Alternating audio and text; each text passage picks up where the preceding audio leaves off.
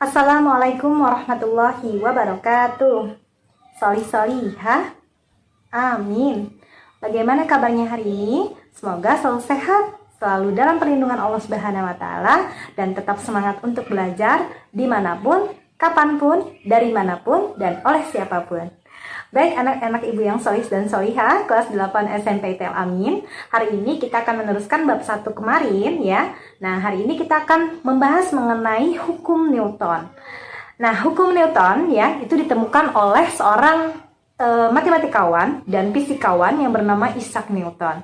Ya, tentunya kalian pernah mendengar dong ya, siapa itu Isaac Newton, mungkin dari buku pelajaran atau dari media ya, misalnya televisi atau handphone, internet ya, atau mungkin juga dari guru kalian sebelumnya.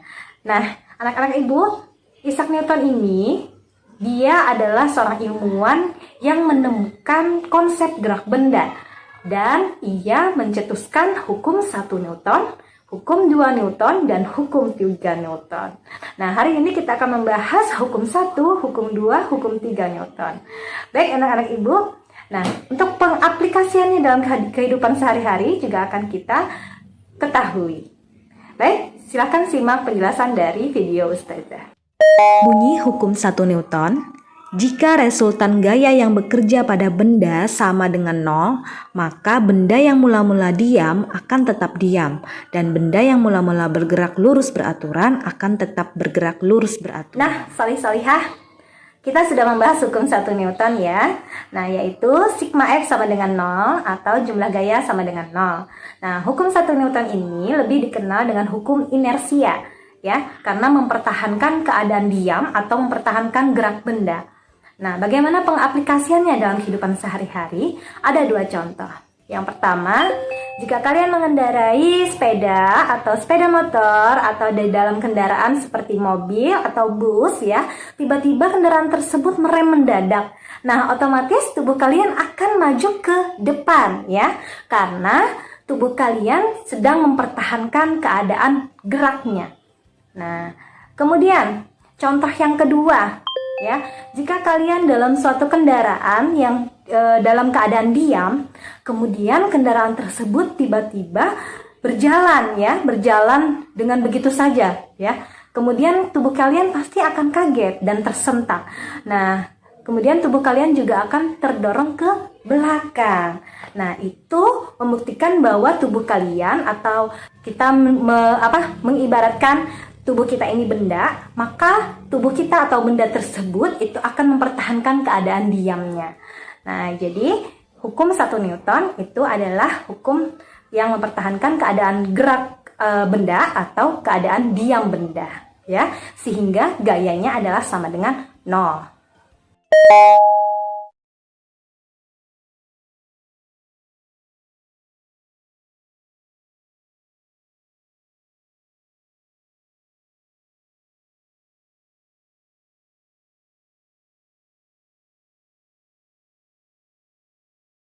Adapun contoh penerapan atau aplikasi hukum 2 Newton, kita bisa melihat pada 2 gambar.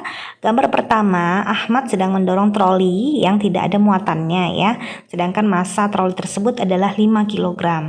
Nah, karena troli tersebut kosong, gaya yang dikeluarkan maka kecil ya.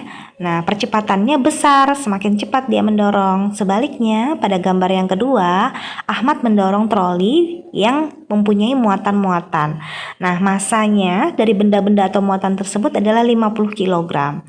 Ahmad memerlukan gaya yang besar karena lebih berat ya. Nah, kemudian percepatannya semakin kecil. Atau kalian juga bisa melihat pada peristiwa berikut. Di sini seseorang mendorong ya muatan dengan massa 1. Nah, gaya yang dihasilkan kecil ya.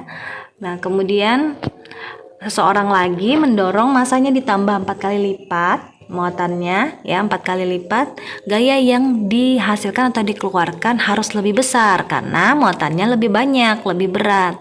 Nah, untuk gambar pertama, nah, karena muatannya lebih sedikit sehingga percepatannya lebih besar karena lebih ringan. Nah, sedangkan untuk gambar yang kedua, muatan atau masanya lebih banyak atau lebih berat sehingga percepatannya lebih kecil ya. Jadi dia agak lambat untuk menarik muatan-muatan tersebut. Hukum 2 Newton rumusnya adalah percepatan sama dengan sigma F per M ya, atau percepatan berbanding lurus dengan jumlah gaya dan berbanding terbalik dengan massa. Jadi jika percepatannya besar maka gayanya juga besar tetapi massanya kecil ya. Begitu pula sebaliknya. Nah,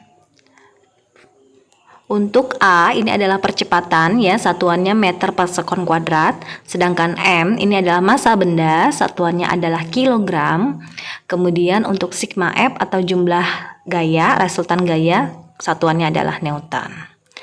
Nah, contoh soal, benda bermassa 1 kg bergerak dengan percepatan konstan atau tetap 5 meter per sekon kuadrat. Berapa besar resultan gaya yang menggerakkan benda tersebut? Nah, jadi diketahui massanya M-nya adalah 1 kg, kemudian percepatannya A-nya adalah 5 meter per sekon kuadrat. Yang ditanya, kita akan mencari jumlah atau resultan gaya. Nah, untuk sigma F-nya tadi berdasarkan hukum 2 Newton ya. Sigma F itu sama dengan M dikali A, massa dikali percepatan. Kita masukkan rumusnya ya. Untuk F sama dengan M dikali A, yaitu 1 kg dikali 5 meter per sekon kuadrat. Nah, 1 dikali 5 hasilnya adalah 5 kg meter per sekon kuadrat, atau langsung saja bisa juga ya 5 Newton. Selanjutnya adalah bunyi hukum 3 Newton. Jika benda 1 mengerjakan gaya terhadap benda 2, maka benda 2 mengerjakan gaya pada benda 1 yang besarnya sama, tetapi dengan arah yang berlawanan dengan arah gaya dari benda 1. Nah, teman-teman, selanjutnya adalah hukum 3 Newton. Hukum 3 Newton itu berkaitan dengan gaya aksi dan gaya reaksi. Apa sih yang dimaksud dengan gaya aksi dan gaya reaksi? Ya, jika kita memberikan gaya aksi, maka benda tersebut akan memberikan gaya reaksi yang sama besar ya, tetapi arahnya berlawanan. Contohnya seperti apa ya? Contohnya seperti jika kalian memukul meja, maka meja tersebut akan memberikan gaya reaksi yang sama besar ya, tetapi arahnya berlawanan. Jadi gaya aksi ketika kalian memukul itulah adalah gaya aksi ketika memukul meja ya, atau menyentuh benda, menyentuh meja. Nah, kemudian meja tersebut akan memberikan gaya reaksi yang sama besar. Sehingga jika kalian makin besar ya, gaya yang kalian berikan saat memukul atau memegang sebuah benda, maka benda tersebut juga gayanya akan semakin besar juga memberikan reaksi kepada tangan kalian. Nah, itulah mengapa kalau kita semakin keras memukul benda, maka tangan kita semakin sakit, ya. Nah, jadi itu ya teman-teman. Baiklah teman-teman, semoga bisa dipahami ya. Baik teman-teman, terima kasih sudah menyimak video penjelasan dari Ustazah. Atas kekurangannya Ustazah mohon maaf, karena kebenaran hanyalah milik Allah Subhanahu wa taala. Baik, mari kita tutup pembelajaran pada hari ini dengan bersama-sama membaca hamdalah dan doa penutup majelis. Alhamdulillahirabbil alamin. Subhanakallahumma wa bihamdika asyhadu alla ilaha illa anta astaghfiruka wa atubu ilaik. Akhirul kalam, wassalamualaikum warahmatullahi wabarakatuh.